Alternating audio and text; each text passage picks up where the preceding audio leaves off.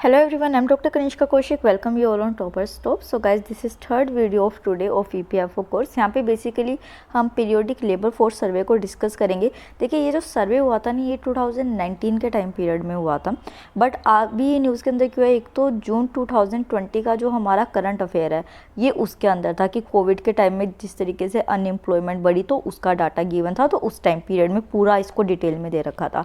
दूसरी चीज़ जो है, कल ही क्या हुआ है कि जो लेबर फोर्स सर्वे है उसके लिए एक क्वेश्चन बैंक रिलीज़ किया है गवर्नमेंट के थ्रू, तो उस पे भी ये कल करंट अफेयर में था। तो और हमें ये करना भी है क्योंकि 2017 में जो अपना सर्वे हुआ था फर्स्ट इलेक्ट्रॉनिक फॉर्म में हुआ, कंप्यूटर बेस्ड फॉर्म में हुआ था, तो ये हर प्रोस्पेक्टिव से इंपॉर्टेंट है। उसी के साथ कई स्टूडेंट्स की मेरे पास रिक्वेस्ट आ रही है कि मैं प्लेलिस्ट को रीअरेंज कर दीजिए, तो मैं आज एक और वीडियो डालने का प्लान कर रही थी, बट वो करना, प्लेलिस्ट अरेंज करना एक टाइम कंज्यूमिंग एक्सरसाइज है, तो आज फोर्थ जो वीडियो है वो नहीं आएगी। कल जो मैं संडे का ब्रेक लेती हूँ वो मैं नहीं लूँगी, कल 4 से 5 वीडियो मैं अपलोड कर दूँगी, और कल सुबह से जो है आप एक फ्रेश प्लेलिस्ट जो है वो देख सकते हैं। कल सुबह वाली वीडियो में मैं उसको एक्सप्लेन भी कर दूंगी, ठीक है। ये वीडियो इंपॉर्टेंट है क्योंकि आपको इसमें जो जो डाटा दे रखा है सर्वे का वो सारा याद रखना है, जो भी डाटा है मतलब कि नंबर्स हैं वो याद रखने हैं, क्योंकि फैक्ट बेस्ड क्वेश्चंस पूछ रखे हैं। उसी के एंड में जो है फिर हम डिस्कस करेंगे करंट अफेयर रिलेटेड क्वेश्चंस को भी, तो उनके लिए भी रेडी रहिएगा। तो चलिए वीडियो को शुरू करते हैं। तो शुरुआत करते हैं क्वेश्चन के साथ। मैंने लास्ट वाली जो वीडियो थी अपनी उसमें एक क्वेश्चन दिया था आपको all India survey on labour के बारे में, कि आप और आपसे पूछा गया था कि कौन सी स्टेटमेंट सही थी यहाँ पे। सो फर्स्ट स्टेटमेंट थी यहाँ पे, the 5 all India surveys are being conducted by labour bureau in Chandigarh, and second was कि लेबर ब्यूरो जो है वो एक अटैच ऑफिस है मिनिस्ट्री ऑफ फाइनेंस के लिए। तो शिवानी सिंह जो है उन्होंने सबसे सही आंसर दिया सबसे पहले। सो कांग्रेस शिवानी, आई विश आप ऐसे ही पढ़ते रहे और जल्दी से जल्दी अपने एग्जाम को क्लियर करें। तो देखिए यहाँ पे जो फर्स्ट स्टेटमेंट है वो सही है, बट जो सेकंड स्टेटमेंट है वो गलत है, क्योंकि मिनिस्टर ऑफ फाइनेंस से नहीं, minister of labour and employment जो है उसके साथ एसोसिएटेड होता है लेबर ब्यूरो। और उसी के साथ मैंने ये पूछा था कि जो एस्पिरेशनल डिस्ट्रिक्ट प्रोग्राम है उसको कौन करता है। वहाँ पे जो ऑप्शंस थे वो थे पंचायती राज का इनिशिएटिव बता रखा था, बट वो पंचायती राज का नहीं, नीति आयोग का इनिशिएटिव है एस्पिरेशनल डिस्ट्रिक्ट प्रोग्राम। तो जिन्होंने आंसर नहीं किया वो उनके लिए। तो चलिए आज अभी जो है हम कंटेंट को शुरू करते हैं। तो देखिए की पॉइंट्स जो हैं यहाँ पे आप अपना कॉपी और पेन लेके बैठ जाइए, जो जो पॉइंट मैं आपको बता रही हूँ उसको लिखते रहिए, सिर्फ वही फैक्ट आपको अपने एग्जाम के लिए याद रखना है। तो सबसे पहले तो यहाँ पे अनएम्प्लॉयमेंट रेट का डाटा दे रखा है। तो इसमें बताया गया है कि जो अनएम्प्लॉयमेंट रेट है वो 2017-18 में 6.1% थी, जो कि अब घट के कितनी हो गई है, 5.8% हो गई ड्यूरिंग 2018-19। तो आपको जो डाटा याद रखना है ना वो ये रखना है याद, 5.8%। तो आप यहाँ पे क्या लिखिए कि जो भी, जैसे एक नोटबुक है ना, तो यहाँ पे एक ऐसी लाइन बना लीजिए, ये पेज मान लीजिए, यहाँ पे लिखिए अनएम्प्लॉयमेंट रेट और आगे जो है 5.8% ऐसे लिख लीजिए। तो इससे जो है आप इस टेबल को 4-5 पॉइंट्स बन जाएंगे इस टेबल के, और आप इस टेबल को रिवाइज कर लीजिए हर 1-2 दिन के बेसिस पे, और फिर आपको इफेक्ट याद हो जाएगा। तो अनएम्प्लॉयमेंट रेट कितना है, 5.8% रहा है 2018-19 में। वहीं पे अगर हम बात करते हैं अर्बन अनएम्प्लॉयमेंट की और रूरल अनएम्प्लॉयमेंट की, तो ये दोनों भी रिड्यूस हुई है। अगर देखें तो ज़्यादा कुछ फ़र्क नहीं आया है इसमें, थोड़े से पॉइंट का डिफरेंस है। जो 7.8% थी 2017-18 में अर्बन अनएम्प्लॉयमेंट, वो घट के कितनी हो गई है, 7.7%। तो यहाँ पे अर्बन अनएम्प्लॉयमेंट रेट लिख के यहाँ पे लिख लीजिए आपका 7.7%, और उसी के साथ फिर रूरल अनएम्प्लॉयमेंट जो है वो रिड्यूस हुई है 5% पे फ्रॉम 5.3%। तो यहाँ पे 5% लिख लीजिए जो भी ये डाटा है उसका लिख के, ठीक है। और इस तरीके से टेबल बनाते जाइए अब साथ के साथ। ये हो गया डाटा आपका अनएम्प्लॉयमेंट अर्बन एरिया के अंदर, रूरल एरिया के अंदर। अब बात करते हैं कि देखिए अनएम्प्लॉयमेंट तो हो गई, पर कितना लेबर फोर्स जो है वो पार्टिसिपेट कर रहा है अपने वर्क को लेके। तो लेबर फोर्स पार्टिसिपेशन रेट जो है वो भी इंक्रीज हुआ है। अगर हम 2017-18 का डाटा देखते हैं तो यहाँ पे 36.9% जो था वो पार्टिसिपेशन रेट था, बट अब ज़्यादा से ज़्यादा लोग जो हैं वो वर्क फोर्स की तरीके से काम करने लगे हैं, तो वो डाटा बढ़ के हो गया 37.5% ड्यूरिंग 2018-19। तो आपको बस ये वाला याद रखना है, यहाँ पे लिख के यहाँ पे ये 37.5% लिख लीजिए। फिर आता है फीमेल पार्टिसिपेशन रेट का। देखिए यहाँ पे स्पेसिफिकली आपको क्वेश्चन में ये याद रखना है कि आपसे लेबर पार्टिसिपेशन पूछा गया है या फीमेल पूछा गया है, और उसी के बेसिस पे केयरफुली आपको बिल्कुल भी ना एंग्जाइटी नहीं लानी है पेपर जब भी आप एग्जाम हॉल में होते हैं या फिर मॉक जो पेपर देते हैं उस टाइम में। बस ये पढ़िए ध्यान से कि क्वेश्चन में आपसे पूछा क्या गया और आप कभी भी आंसर को गलत नहीं करेंगे। उसी के साथ मैं एक वीडियो बनाने की सोच रही हूँ, शायद मैं नेक्स्ट मंथ में बनाऊँ, जिससे कि अच्छी तरीके से आपको पता चल जाए कि एमसीक्यूज किस तरीके से काम वे में आप जो है वो सोल्व कर सकें।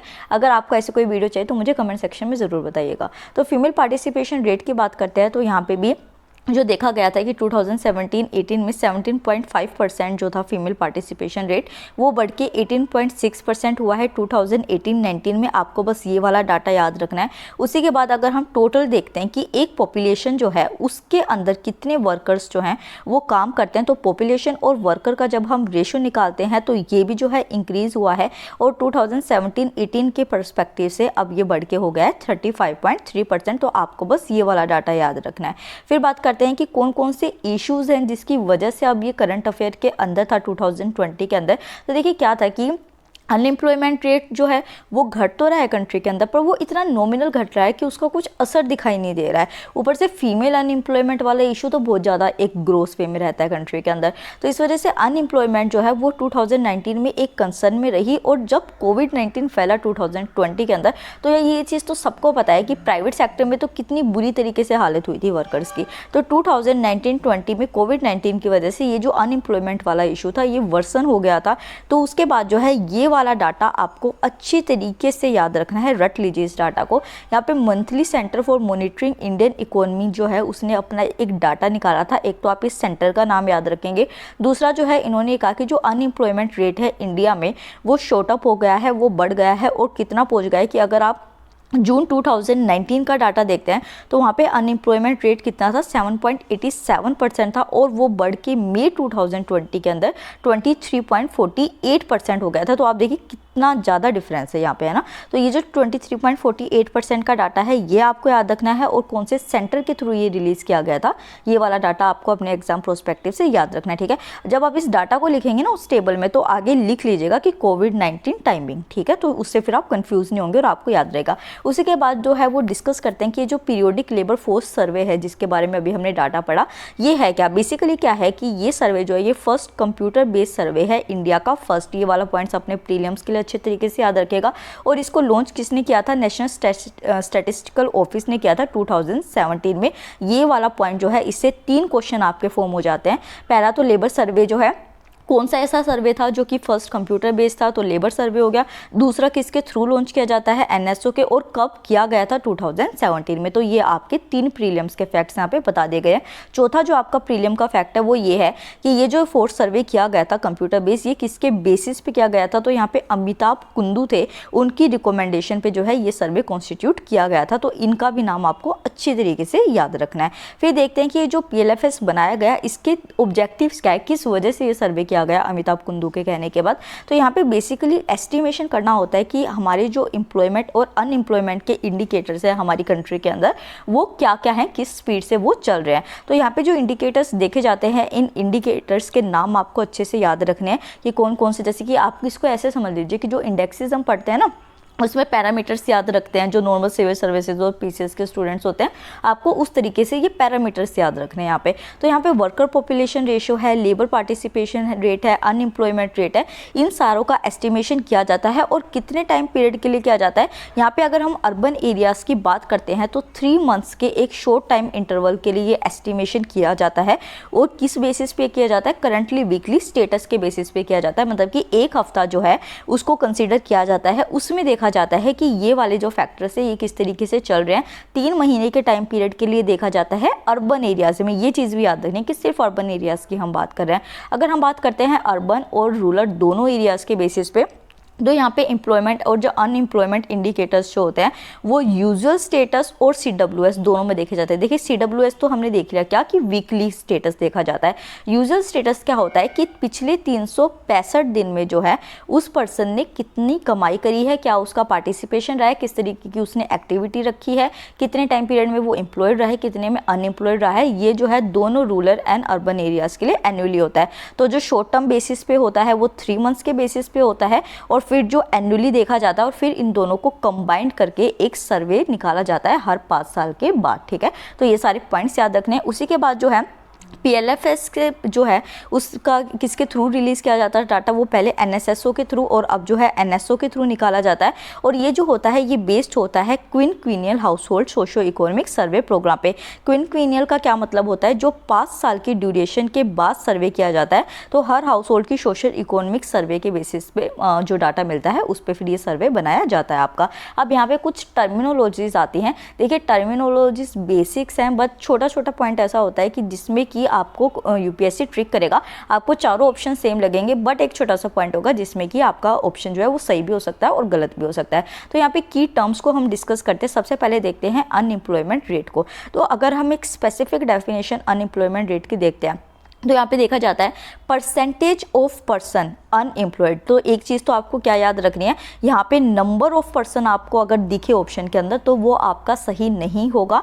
यहाँ पे परसेंटेज ऑफ पर्सन आपको देखनी होती है जो अनएम्प्लॉयड होते हैं among the person in the labour force, मतलब कि पूरी लेबर फोर्स के अंदर कितना परसेंटेज ऑफ पर्सन है जो कि अनएम्प्लॉयड है, वो अनएम्प्लॉयमेंट रेट आपको बताता है। उसी के साथ बात करते हैं लेबर फोर्स पार्टिसिपेशन रेट के बारे में। तो ये भी जो है वो परसेंटेज के टर्म्स में कैलकुलेट किया जाता है कि लेबर फोर्स में कितने परसेंट ऐसे हैं जो कि पार्टिसिपेट कर रहे हैं, मतलब कि वो चाहे तो वर्क कर रहे हैं उस टाइम पीरियड में या फिर वो काम करना चाह रहे हैं, उनके पास टाइम नहीं, मतलब काम नहीं है। तो यहाँ पे आपको ये दोनों पॉइंट्स याद रखने कि वो वर्किंग भी हो सकते हैं और अवेलेबल फॉर वर्क भी हो सकते हैं। इन दोनों कैटेगरी ऑफ लेबर्स को लेबर पार्टिसिपेशन रेट के अंदर कंक्लूड किया जाएगा। फिर बात करते हैं female labour force participation rate की। इसमें स्पेसिफिक जो है फीमेल की परसेंटेज देखी जाती है कि कितनी वर्किंग एज की वीमेन इस टाइम प्रेजेंट है जो कि लेबर फोर्स में अपना पार्टिसिपेशन कर रही है, कंट्रीब्यूशन कर रही है, और या फिर ये देखा जाता है कि क्या उनको एम्प्लॉय किया गया है या नहीं किया गया है और वो अवेलेबल फॉर वर्क है या नहीं है। तो यहाँ पे स्पेसिफिकली वर्किंग एज वीमेन के ऊपर देखा जाएगा, सभी वीमेंस को यहाँ पे जो है इंक्लूड नहीं किया जाएगा। तो ये वाला पॉइंट भी आपको याद रखना है। नेक्स्ट आता है वर्कर पॉपुलेशन रेशो के बारे में। तो ये जो होता है बेसिकली परसेंटेज होती है कि कितने एम्प्लॉयड पर्सन एक पॉपुलेशन में देखने को मिलते हैं अगर हम वहाँ पे जाके काउंट करते हैं और उनका एस्टिमेशन करते हैं। फिर आता है एक्टिविटी स्टेटस। एक्टिविटी स्टेटस का मतलब होता है कि एक पर्सन जो है वो किस बेसिस की एक्टिविटी को कर रहा है और कैसा जो है वो काम करना चाहता है एक स्पेसिफिक रेफरेंस पीरियड में।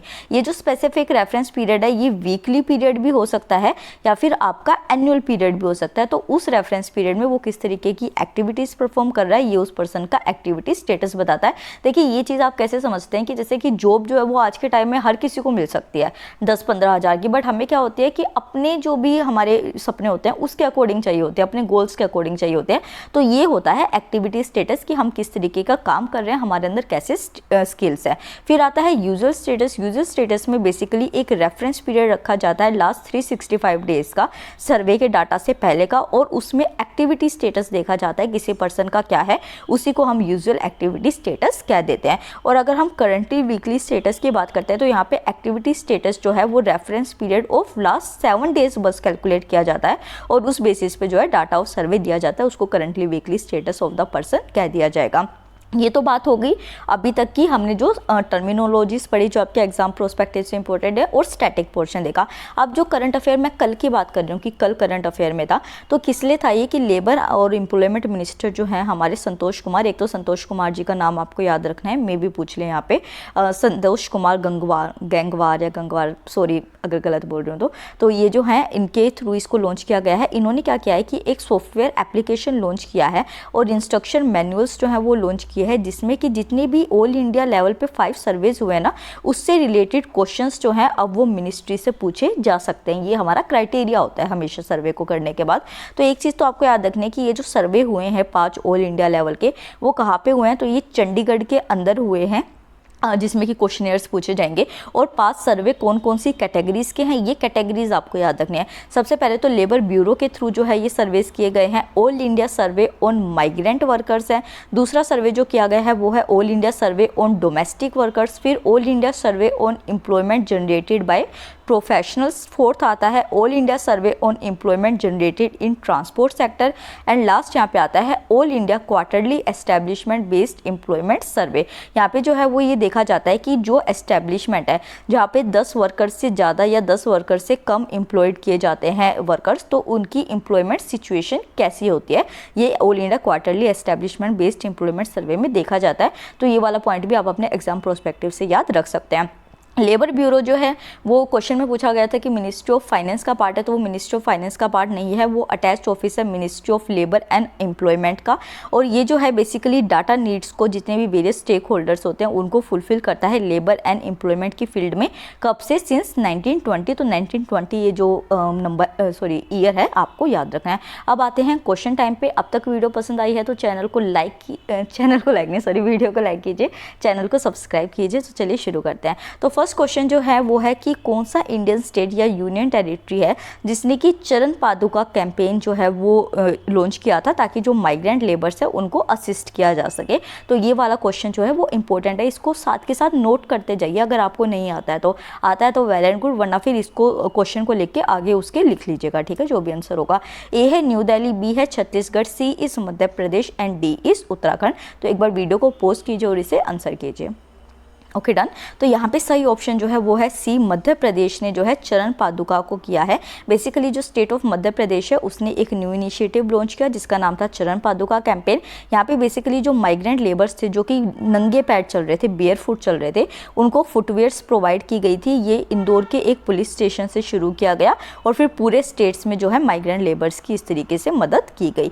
नेक्स्ट आता है which state has recently launch an initiative to establish hotels to provide meals at subsidised price called Kudumbashree hotels. तो कुदुम श्री होटल्स जो है वो कौन से स्टेट में खोले गए हैं जहाँ पे कि जो भी खाना खाने जाएगा उसको सब्सिडाइज्ड फूड मिलेगा, मतलब सब्सिडी बेसिस पे फूड प्रोवाइड किया जाएगा। A is Andhra Pradesh, B is Telangana, C is Kerala and D is Tamil Nadu. तो एक बार वीडियो को पोस्ट कीजिए, इसे अटेम्प्ट कीजिए। Okay done. तो यहाँ पे जो सही ऑप्शन है वो है सी, केरला जो है उसने कुदुमश्री होटल्स को खोला है।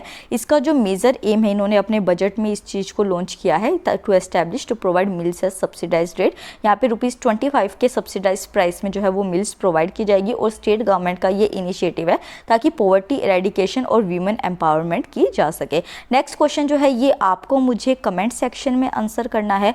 तो श्यामा प्रसाद मुखर्जी रूरल मिशन जो है वो कौन सी यूनियन मिनिस्ट्री के अंदर आता है, ये आपको मुझे कमेंट सेक्शन में बताना है।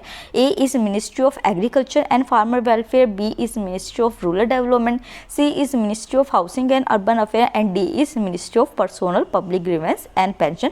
तो इसे कमेंट सेक्शन में जरूर बताइए। सिलेबस हमारा खत्म होने वाला है, फर्स्ट वीक ऑफ मार्च में हमारा सिलेबस सारा खत्म हो जाएगा।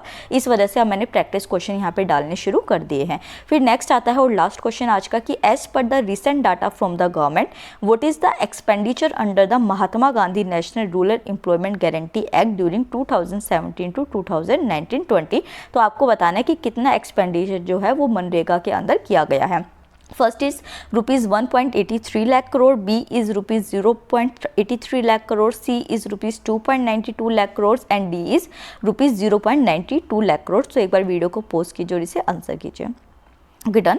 तो यहाँ पे जो सही ऑप्शन है वो है ए, ₹1.83 लाख करोड़ जो है। बस आपको ये अमाउंट याद रखना है, इससे ज़्यादा आपको कुछ भी याद इसमें नहीं रखना है। तो गाइस प्लीज़ अपनी नोटबुक और पेन लेके बैठा करिए, साथ के साथ इसको नोट करते रहिए और फिर उसको बार बार रिवाइज कीजिए ताकि मार्च में जब हमारा सिलेबस कवर हो ना तो इसके साथ पढ़ते पढ़ते ही आपकी 2 रिवीजन पूरी हो जाए, ठीक है। तो आई होप आपको ये वीडियो पसंद आई होगी। Thank you so much.